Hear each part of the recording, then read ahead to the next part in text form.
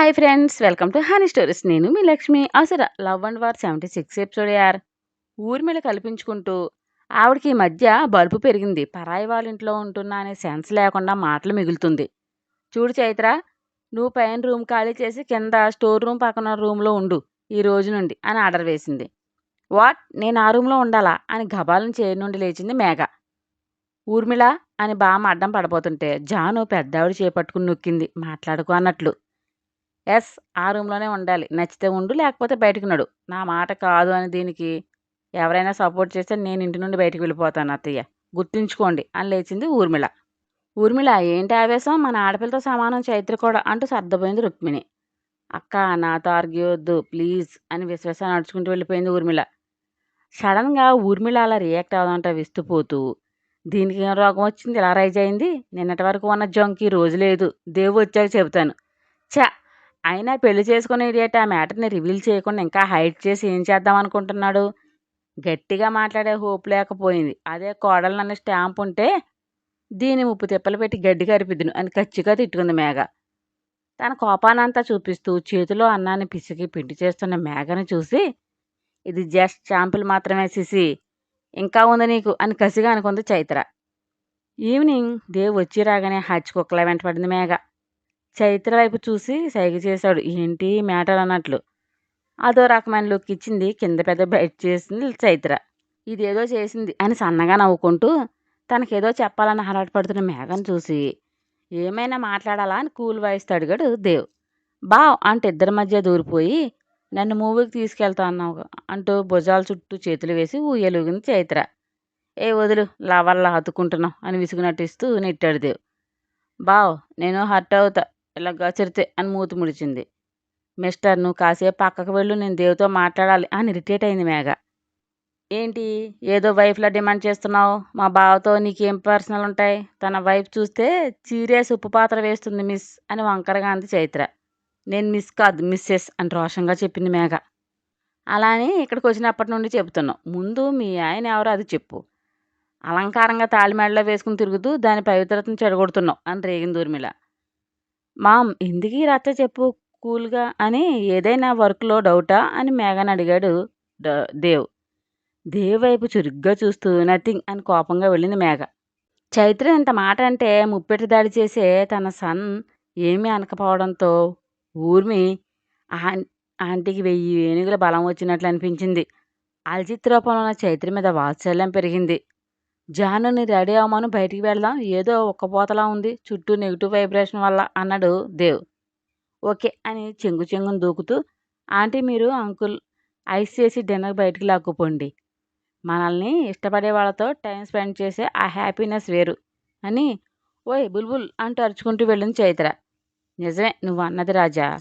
రాజాకి టైం ఇవ్వకే అడ్డమైన వాళ్ళని మా మధ్య తెచ్చాడు. ఇక నుంచి అలా చేయను అని రాజా అంటూ తేనె డబ్బా మింగినట్లు తీయగా పిలుస్తూ వెళ్ళింది ఊర్మిళ. మేఘ వదిలేసి ముగ్గురు బయటికి చెక్కేశారు విత్ లియో. ఏసీ చల్లదనం లేదు, పరుపు మెత్తగా లేదు, రూమ్ అంతా మెస్సీగా ఉండి చాలా ఇరిటేట్ అవుతూ ఇదంతా బొంగులో సింగడవలి వచ్చింది. నిన్నటిదాకా కాస్త జంకిన ఊర్మిళ ఈరోజు చాలా పిచ్చిపోతుంది. ముందు దీన్ని బెడ్ ఎక్కిస్తే రోగం కుదురుతుంది అని కసిగా తిట్టుకుని దేవుతో మాట్లాడాలి అని పైకి వెళ్ళింది. లాక్ వేసిన డోర్ వెక్కిరించింది. అదేంటి ఇప్పుడే కదా వచ్చాడు, ఇంతలో ఎక్కడికి వెళ్ళిపోయాడు అని కిందకు వచ్చి బంతి అని పిలిచింది మేఘ. చెప్పండమ్మా అంది ఆమె. బంతి అత్తయ్యనే పిలు, భోజనం చేస్తాను. శివ వాళ్ళు బయటికి వెళ్ళారు భోజనానికి రావడానికి అని డిషెస్ తెచ్చి టేబుల్ మీద పెడుతూ అంది రుక్మిణి. అది వినగానే ఇన్నర్లో బగ్గును మండి, మేఘ బయటికి వెళ్ళారా ఎప్పుడు అని రెట్టించింది. అల్జిత్ గొడవ చేస్తుంటే దేవ్ తీసుకెళ్ళాడు చైత్ర. మరి జాను? తను విదురుతో కలిసి వెళ్ళింది అని భోజనం చేసి అంది రుక్మిణి. వాట్ ద హెల్, నేను ఇక్కడికి ఎందుకు వచ్చాను, ఏం జరుగుతుంది అని ఫ్రస్ట్రేట్ అవుతూ నిప్పులో పడిన నీదిలా బగ్గును మండుతూ కోపంగా వెళ్ళింది మేఘ. తారుమారు తక్కడమారు వీరి వీరి గుమ్మడి పండు వీరి పేరేంటి బామ్మ. సిటీ అవుట్స్కట్స్లో ఉన్న రిసార్ట్లో తేలారు నలుగురు. దేవుడా, ఏంటి అన్నయ్య మనకు ఈ టార్చర్ అని విసుగు ప్రదర్శించింది జాను. ఓయ్ బుల్బుల్, మనం ఇక్కడికి వచ్చింది కాస్త పీస్ఫుల్గా ఉండడానికి, మన ఫీజు స్పాయిల్ చేసుకోవడానికి కాదు అంది నవ్వుతూ చైత్ర. అవును చిన్ను, ముందు డిన్నర్ చేద్దాం, తర్వాత డిస్కస్ చేద్దాం, లేకపోతే ముద్ద గొంతు దిగదు, అంత లిట్టెట్టు వస్తుంది అన్నాడు దేవ్. నువ్వేంటి భయ్యా సైలెంట్గా ఉన్నావు అని విదుర్ని కదిపింది చైత్ర. జాను వైపు చూశాడు విదుర్. చిన్ను బాగా తలంటింది కాబోలు, పిల్లాడు అలిగాడు అనుకుంటా అని నవ్వాడు దేవ్. నవ్వకు, నాకు వచ్చిన కోపానికి మర్డర్ చేయాలనుంది, పోనీలే బావాని దయ తెలుస్తున్నా అని అరిచాడు. విదుర్ కోపం చూసి జంకింది జాను. సారీ చిన్ను, అన్నీ నీకు చెప్పి టెన్షన్ పడ్డం ఎందుకులే, నేను అని చెప్పొద్దన్నాను రా. బావా తప్పేం లేదు, సారీ. సారీ చెప్పు అని గంభీరంగా అన్నాడు దేవ్. నేను చెప్పను. అన్నయ్య ప్రేమని పంచే హక్కు ఎలా ఉందో తిట్టే హక్కు కూడా అలాగే ఉంది, అంతే. నా ప్రేమ కావాలనుకుంటే నా వేరియేషన్స్ అన్నీ భరించాల్సిందే అని కూల్గా చెప్పింది జాను. మన ప్రేమని కళ్ళతో కాదు చూడాల్సింది, మనసుతో చూడాలి జాను, అది నిజమైన ప్రేమ. అన్నీ షేర్ చేసుకుని అన్నయ్య ఈ మ్యాటర్ చెప్పలేదంటే ఏముంటుంది అని ఆలోచించాలిగా, అంతేగాని తొందరపడకూడదు. తొందరపాటు వల్ల జరిగేవి నష్టాలే అని మీ అన్నయ్యకు ఆల్రెడీ అనుభవం అయ్యింది, ఇప్పుడు నీకు. సహనంగా ఉంటే ప్రతి సమస్యకు పరిష్కారం దొరుకుతుంది. నా ప్లేస్లో ఉన్న సిసిని విసిరేయడం నాకు క్షణాల్లో పని, ఎంత డ్రామా చేయాల్సిన అవసరం లేదు. బట్ అది చేసిన అకృత్యాలు ఎప్పటికీ బయటికి రావు. నా నేమ్ నా ఫేస్ వాడుకొని అది ఎన్ని దరిద్రాలు చేసింది, వాటన్నిటికీ నేను బాధ్యత వహించాలి. ఆ మచ్చ ఒక రోజుతో పోదు, రేపు మన ఫ్యామిలీ రెప్యుటేషన్ మీద పడుతుంది. ఒక పక్క నా మీద అనుమానంతో వేద్ గారు ఉన్నారు, ఆయన అలా అవడానికి నేనే అని నమ్ముతున్నారు. ప్రేమించిన మీ అన్నయ్య నమ్మగలిగింది ఆయన నమ్మడంలో తప్పు లేదు. ఇదంతా సిసి చేసిందంటే మావయ్య అమ్మమ్మ నమ్ముతారు, రుక్మిణి ఆంటీ అంకుల్ నమ్ముతారా, వాళ్ళు నన్ను చీరలా చూస్తారు. అన్న ప్రేమించిన దాన్ని తమ్ముడు చేసుకున్నాడంటే మీ అన్నయ్య అంటే గౌరవం ఉంటుందా చెప్పు అని ప్రశ్నించింది చైత్ర.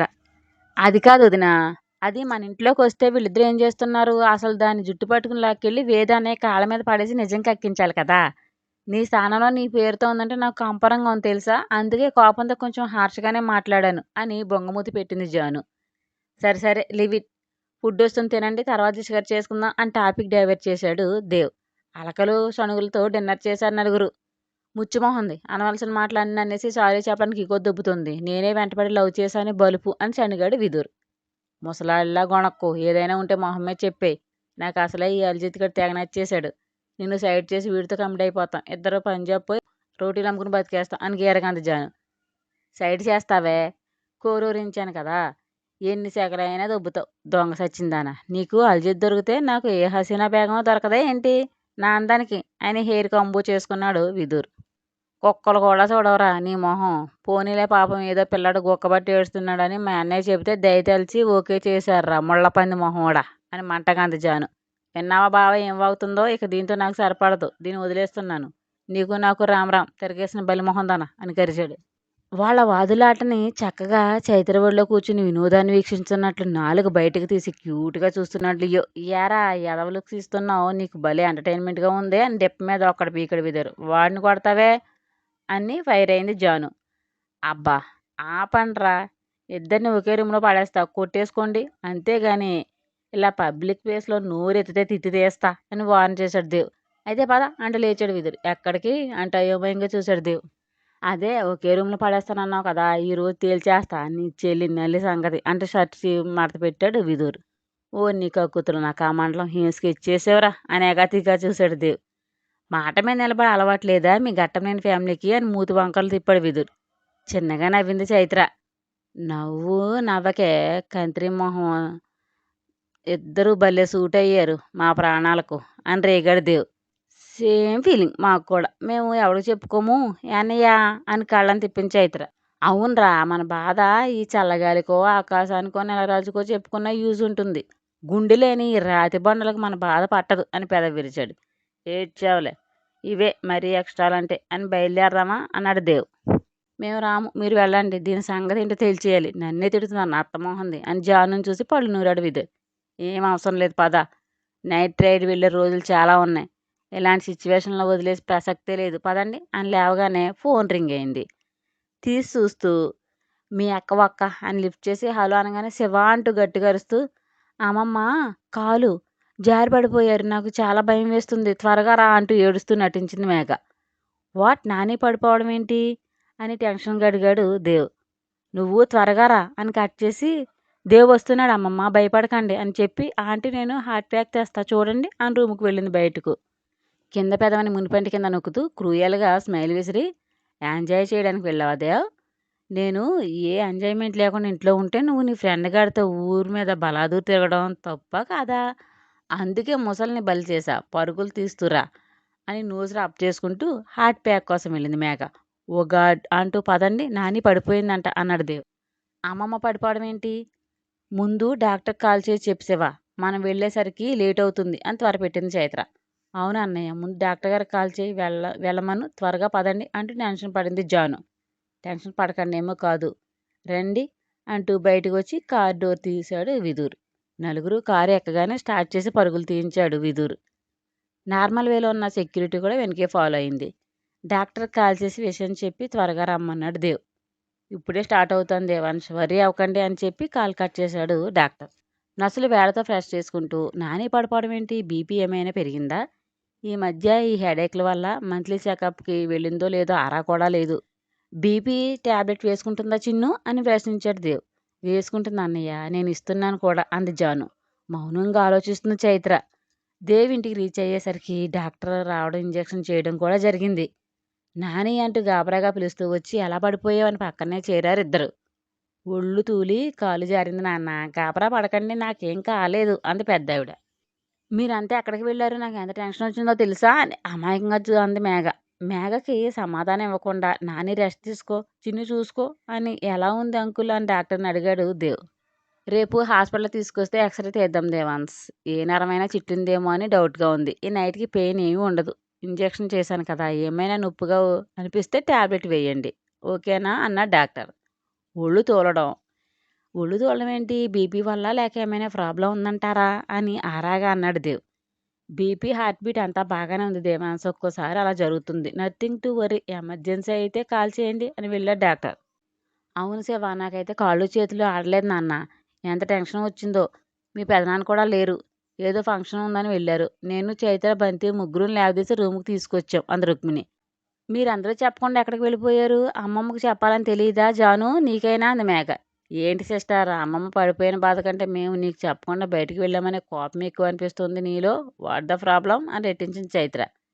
నీ మీద నాకెందుకు కోపం ఉంటుంది బ్రో, ఉండాల్సిన వాళ్ళు బాధ్యతలు విస్మరిస్తుంటే అన్నానంతే అని దేవ్ వైపు సురుగ్గా చూసి. అమ్మమ్మ నీకు పాలు తీసుకొస్తా అంటే వెళ్ళబోతుంటే, వెయిట్ నేను తెస్తాను, ఇంతవరకు చాలా శ్రమ పడ్డావు, వెళ్ళి రెస్ట్ తీసుకో, అన్నయ్య నువ్వు వెళ్ళు అంది జాను. వెళ్ళు బావ్, బుల్బుల్కి నేను తోడుగా ఉంటా అంది చైత్ర. నువ్వు ఈ గ్యాప్లో లైన్ వేయకు, విదుర్తో ఆల్రెడీ కమిట్ అయింది మా జాను అని వ్యంగ్యంగా అని వెళ్ళింది మేఘ. దేవు పిడికిలు బిగించింది. కూల్ శివ, కావాలని నేను రెచ్చగొడుతుంది, మనం బయటికి వెళ్ళమని కడుపు మంట, కేర్ చేయకు నేను చూసుకుంటాను అని మెల్లగంది చైత్ర. నాని జాగ్రత్త అని వెళ్ళాడు. పెద్దావిడ పక్కన చేరి గ్రాని అని మెల్లగా పిలిచింది చైత్ర. అమ్మమ్మ, చెప్పమ్మా అంది ఆవిడ. మీరు ఎక్కడ ఎలా పడ్డారో ఒకసారి గుర్తు చేసుకుని చెబుతారా అని చేయి పట్టుకుని ఫ్రెష్ చేస్తూ అడిగింది. ఎక్కడో కాదురా, డైనింగ్ టేబుల్ దగ్గరే భోజనం చేసి లేచేసరికి తాళి తిరిగినట్లు అనిపించింది. చైర్ పట్టుకుని ఒళ్ళు తూలుతుందో కాలే జారుతుందో తెలియక పడిపోయాను అని చెప్పి వెళ్ళి కళ్ళు మూసుకుంది ఆవిడ. పళ్ళు బిట్టగరిచి, నీ పగ దేవతలాంటి అమ్మమ్మ మీద చూపించావు కదూ సిసి, నీకు తగిన లెసన్ నేర్పుతా చూసుకో అని కోపంగా బయటకు వచ్చి తల ఎత్తి చూసింది. పైన ఎవరూ లేకపోవడంతో బామ్మ కూర్చున్న చైర్ దగ్గర ఫ్లోర్ మీద కాలుతో వేసింది చైత్ర. అక్కడ ఏ జిడ్డు ఏమీ లేకపోవడంతో ఇదేంటి ఇక్కడ ఏమీ ఆయిల్ పడుకున్నట్లు కూడా లేదు అని, రే చెక్ చేయి అని లియోగాడికి ఆర్డర్ వేసింది చైత్ర. స్మెల్ చూసుకుంటూ అక్కడే తిరిగి తిరిగి చిన్నగా అరిచాడు లియో. చైత్ర వెళ్ళి వంగి చూసి ఏదో ఖాళీ ప్యాకెట్ పడింది, కొంచెం పౌడర్ ఫ్లోర్ మీద కూడా పడింది. నాని దాన్ని చూసి రే టచ్ చేయకు వెయిట్ అని వెళ్ళి న్యూస్ పేపర్ తెచ్చింది. ఏం చేస్తున్నా బావ్ అని మెల్లగా అడిగింది జాను. మిల్క్ ఇచ్చేసిరా అని చెప్పి ఆ పౌడర్ని మెల్లగా పేపర్ మీద కూతింది చైత్ర. జాను కంగారుగా వెళ్ళి అమ్మ ఇవిగో పాల్ నానికి తాగించు అని రుక్మిణికి ఇచ్చింది.